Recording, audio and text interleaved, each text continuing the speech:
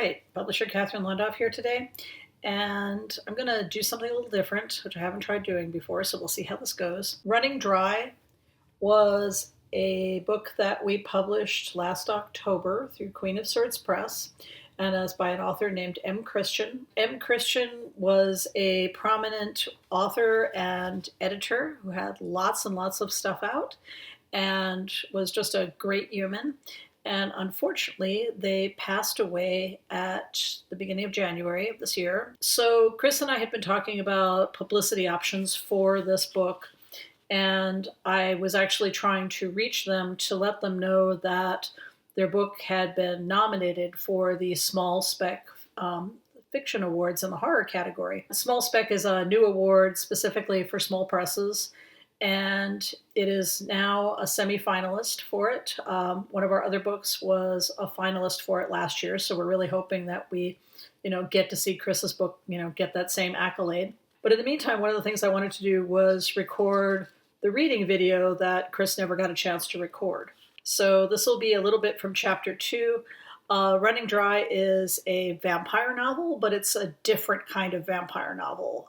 Chris did some really interesting things with the idea, and so I'm hoping that this will capture some of that.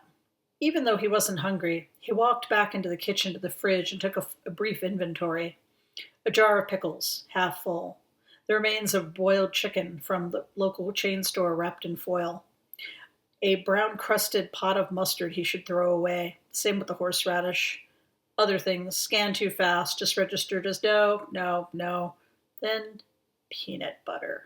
It was getting toward late afternoon, the time when the lowering sun splashed through the window right above his head, a blinding glare.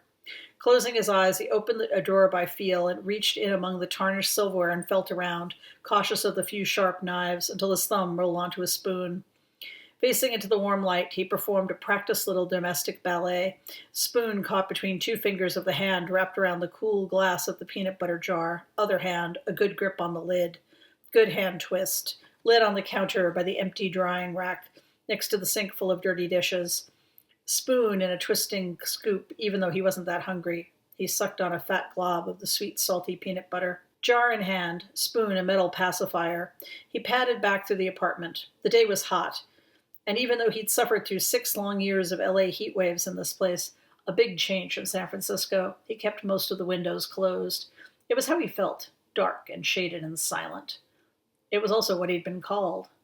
His eyes were large, but seemed to always be staring past you at an unknown horizon in a hawkish, could-be Middle Eastern face attached to a rather flat head. Black hair, always with a faint sheen of richness that would twist into Grecian curls, if he ever let it get that long. He looked like he was in his middle to late 40s. He wasn't. Not for the first time. He thought about changing. Hiring some red-cheeked kid to come in and change it all, maybe go back to modern and streamlined, or at least update himself to the 50s. It was also about time for a new place, maybe a bungalow, or something with rounded corners and glass brick. Those were good years, after all, at least for him. But even if he was tired of the hefty wood, the dull-colored rugs, the crystal he never used, he knew he wouldn't change. Later, when he felt a bit better about everything, he might move yet again. A new apartment, maybe even a new city. He had money, careful savings and investments from long years painting signs, working as a draftsman, even selling some art. And he'd gotten into buying and selling houses. He'd done a lot of that. The problem wasn't the expense. It was just too much work to think about. But even as he enjoyed his peanut butter, he knew he'd have to start thinking about it, and soon. He'd been in LA for almost 6 years. Couldn't stay in one place for too long. Still sucking his spoon, Doud stood in the doorway to the spare bedroom, his studio. No curtains here, nothing dark or ponderous. No curtains at all, in fact, just clean, more accurately, just dirty. Windows, bare hardwood floor, a metal stool, an easel, a plastic cart from an art supply store with stiff, stubborn wheels. The top, a deli counter of jars, many still with their olive, pickle, mustard, horseradish, even peanut butter labels, all full of brushes, knives, various shades of brown water. Perched precariously on the side, a brand new box of charcoal. On the good easel, a canvas. On the canvas, a few streaks of gray and black, the first strokes toward a portrait in a new medium. Loudly sucking his spoon, he stared at it, hoping the painting would get better. But it didn't. It just wasn't the same. The man's face was there, hanging clearly in his mind. The man from the night before, the man from that working class bar in Van Nuys. A roofer, he said he was, between jobs. After a few beers, they stumbled out of that sad little dive in the middle of the night, and for the first time he'd really seen him under the hard, merciless white of a streetlight.